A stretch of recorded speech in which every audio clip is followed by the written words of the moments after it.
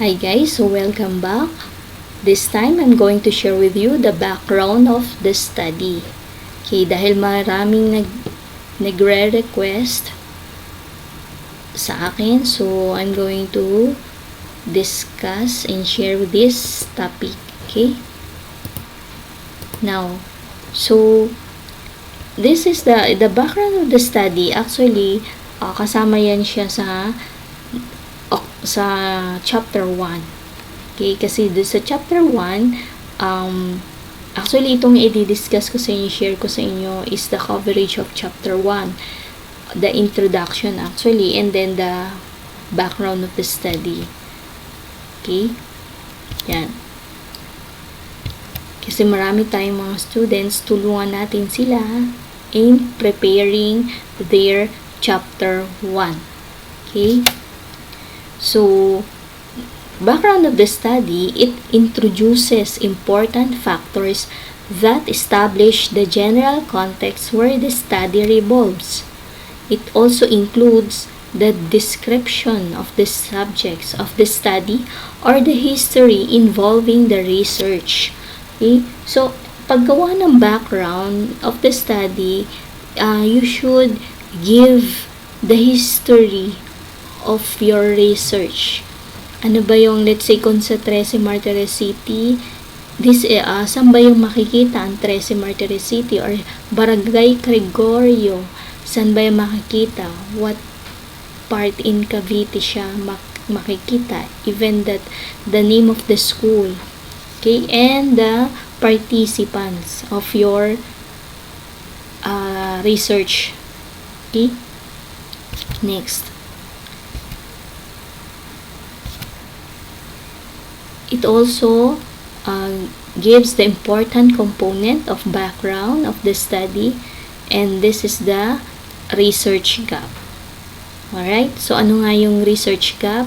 It is an issue that has not been fully addressed by previous studies. Okay?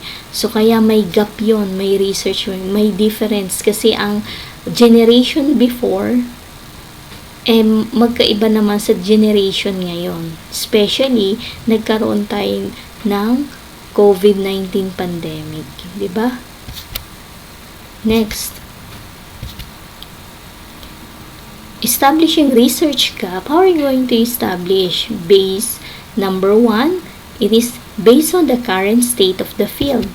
Yan. So, you have to explain that the general field in which your current study is situated remains to be a significant area of research up to the present. So, you have to point out that it continues to interest many researchers and practitioners. So, yung current state of the field, ano ba yung specialization nyo, diba?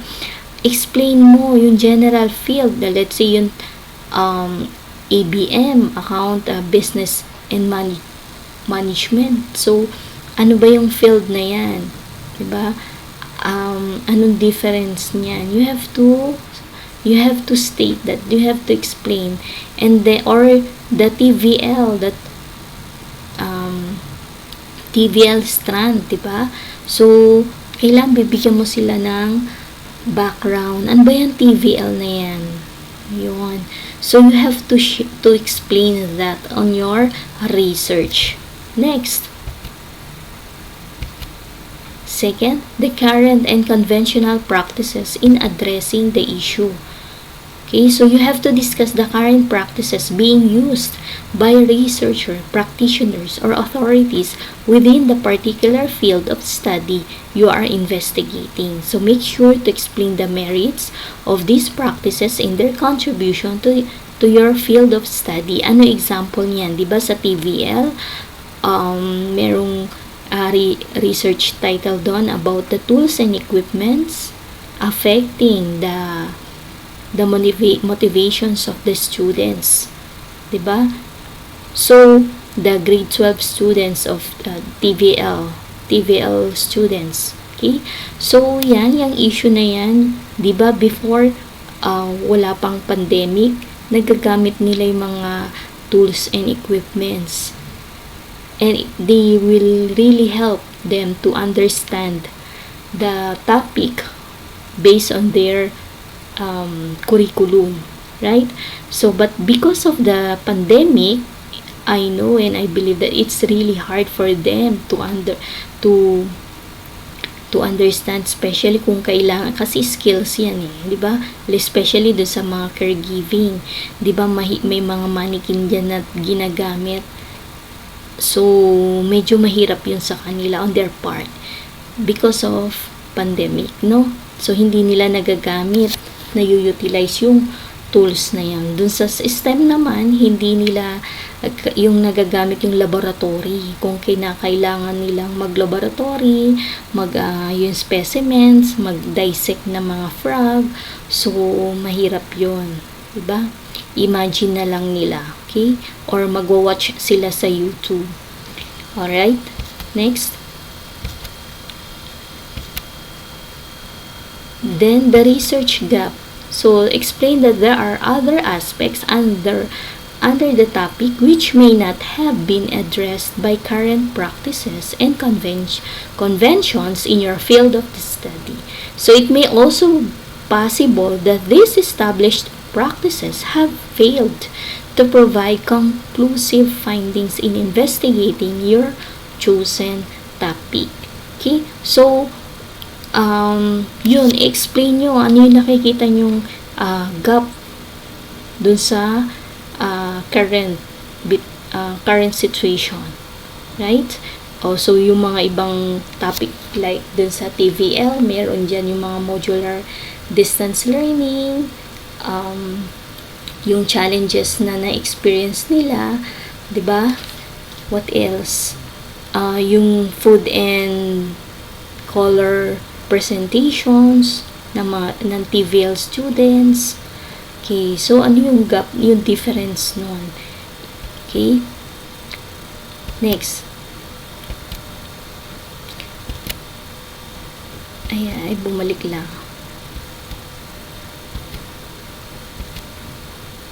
Next, the contribution of the present study in addressing the research gap. So, you have to discuss how your own study will help fill in the research gap you have identified. So, filling the gap may be in the form of a new methodology or approach, so or the development of a new perspective of theory.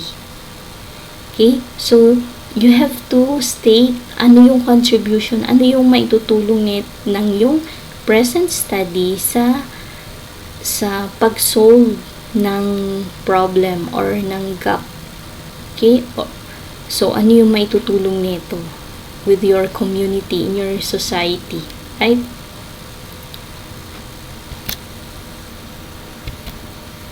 Okay, next, how to write research background of the study.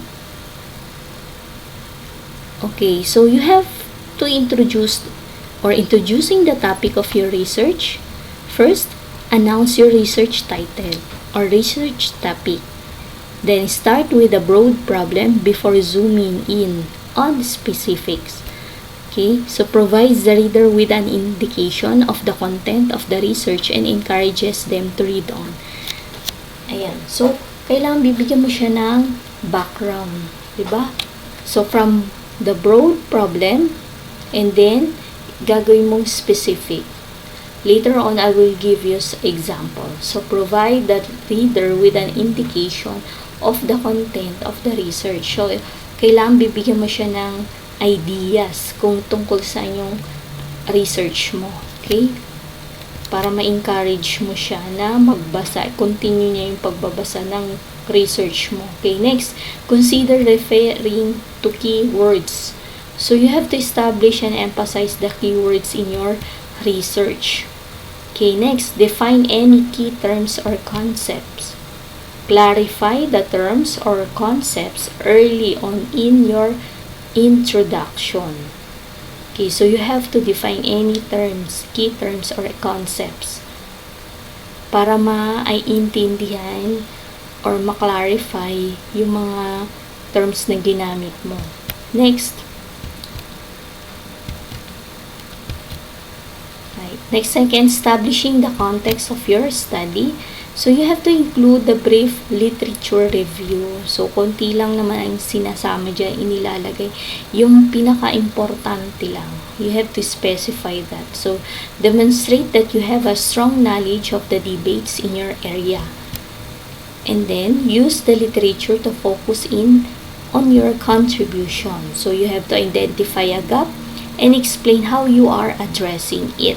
Mamaya, mapapakita ko sa inyo. Okay, later. Next, establishing the context of your study. So, you have to elaborate the rationale of your research title. Ano ba yung rationale, the strength, and the importance of your research? I-highlights niyo yun. And then, you have to emphasize the positive contribution of your research. Gaano ba ito kahalaga? Diba? Yung research nyo. So, anong maitutulong nito? Next.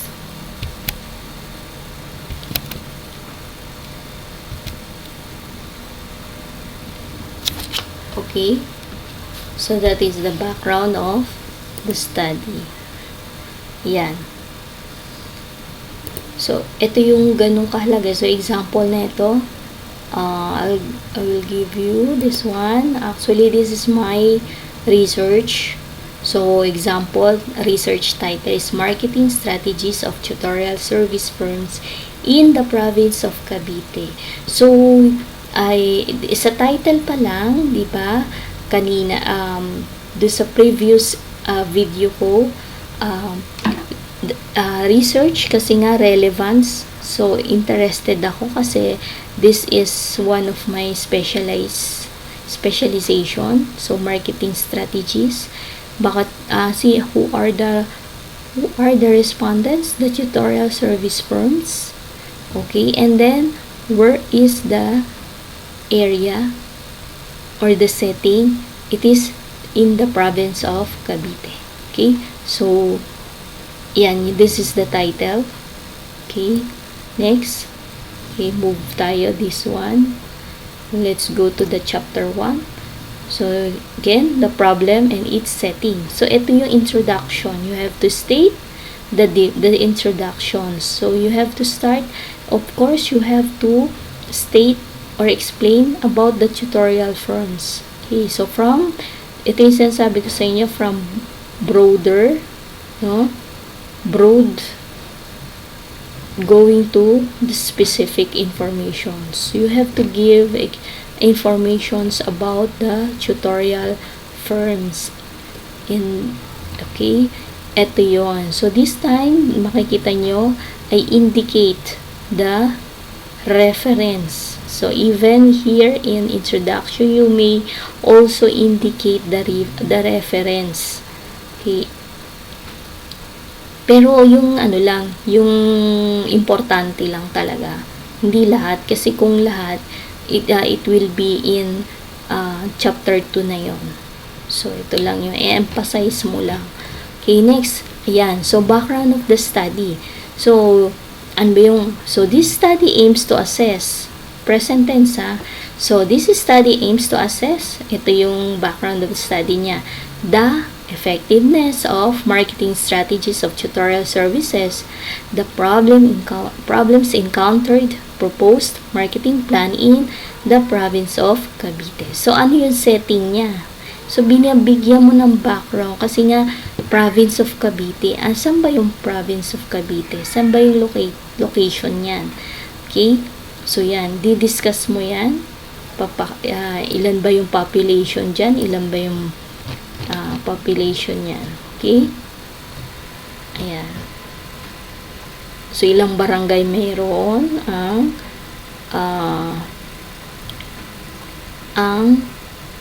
Cavite. Okay? Next, let's move. Theoretical framework. Here, theoretical framework. So, you have to, kasi theory yan eh. Saan siya anchored? Doon yung theory mo. Kasi since it is a marketing strategies, so, anchored siya sa 4Ps, diba, ng marketing. Okay, so, under siya ni Edmond Jerome McCartney in 1960. So, marketing mix kasi yun. So, nagkaroon siya na improvement based dun sa generation. Okay, so hanggang sa dati 4 piece, ngayon ilan na yan? So 1, 2, 3, 4, ay 4 piece pa rin nga. Pero this time, marami na yan. Ito kasi yung 4 piece, ano lang siya, yung focus siya sa product, price, place, and promotion. But now, meron niyang people, may social media, yun. So, you have to explain what are the 4 P's, the product. So, each, the model, ayan, naka-indicate siya. So, based on the theory, you have to specify, you have to explain the product, price, place, and promotion. Yan. So, theoretical framework. Okay, so may reference din siya. Okay, next, conceptual framework. So, actually, itong conceptual framework, base ito dito sa may input, process, output. Okay, so, ano ba yung nakalagay sa input? Ito yung, kung ano yung nakalagay sa survey questionnaire nyo, you may put here also the input, and then yung process, paano yung distribution yan, and gathering and presentation, analysis of your data. And then what would be the output? So you're going to assess the data on effectiveness of marketing strategies of selected tutorial service firms in the province of Cavite. Okay? So this is the research paradigm. But this time, you can design what you want, what conceptual framework that you are going to use. Sometimes they use the design of house or bus, depende sa gusto. So be it artistic, diba? Ayan. So of course, you have to explain also this research paradigm. So hindi lang ganito, you have to explain. So ayan. So this study used the input, process, output model for its conceptual framework. So ayan. Okay? Next, explain mo lang. Then you have to indicate the statement. Next is the statement of the problem. Okay. Ano ba yung SOP? So this study aims to assess, diba, the effectiveness of marketing strategies of tutorial services in the province of Cavite. So you have to assess, to indicate the SOP. So ito yon. So ano yung first, what is the profile of the respondents, or what are the profile of the respondents in terms of what? Forms of business, capitalization, so yan, kasi business nga. And then, how do respondents assess the effectiveness of marketing strategies of tutorial services? Ayan, so based dun sa 4 P's. And is there a significant difference in the respondents' assessment of the effectiveness of the marketing strategies of the tutorial services firms when they are grouped by profile? Okay, so this is the statement that this SOP. Next, the hypothesis. So we have the hypothesis. No, there is no significant difference in the respondents' assessment of the marketing strategies of tutorial services firms when they are grouped by profile. So ito yung 4 P's, yung promotion niya. Ayan. Okay. So next, the scope and limitation of the study. So ano ba yung focus nito? Limited ba siya, diba? The study primarily focus on the assessment of the effectiveness of marketing activities to be used by selected tutorial services firms in the province of Cavite. So, ano yung scope niya ito? So, about the marketing strategies. Limitation of the study. So, limited siya dun sa selected tutorial services firms. Okay, in the province of Cavite. So, meron yan. So, you have to gather data. How many tutorial services firms in Cavite. Okay, so limited siya only dun sa perceptions ng respondents based dun sa tutorial services. Actually, ito, the list was taken from the Department of Trade and Industry. Okay, so you have to consider the population as well, no? And the sample size of respondent is computed based on Sloven formula. Okay, so i-explain nyo rin yan. Yan. Kung ano yung gagamitin yung design. So, simple random sampling design yung ginamit ko dito. Okay, next, the significance of the study. So, you have to identify the importance of your study. Okay, so this is my significance. At the under significance, of course, you have to, what would be the benefits of your research? So, first, the business sector, based on the business sector, and a doctor in business administration students. So, actually, it should be based on, ayan, so, naka-indicate yan yung future researchers and the parents as well. So, ito yung significance of the study. Okay, next, including the students and the academe and the students. Okay, the tutorial services, the management, ayan. Next is the definition of terms. So, you have to use the definition operationally or conceptually. So, pag sinabing operationally, ito yung related dun sa that you give the definition of these terms based on your research. So, related to your research. Kasi kapag sinabing conceptually, define, ibig sabihin, kinuha mo siya sa Webster, sa mga dictionaries. Okay, so, let's say this one. So, assessment. Yung definition of terms. Yeah, assessments. So, 4Ps. Ito kasi based on your understanding in relation with your research. Okay, yan, marketing support, ayan. Okay, so these are the composition of chapter 1. Okay, thank you so much.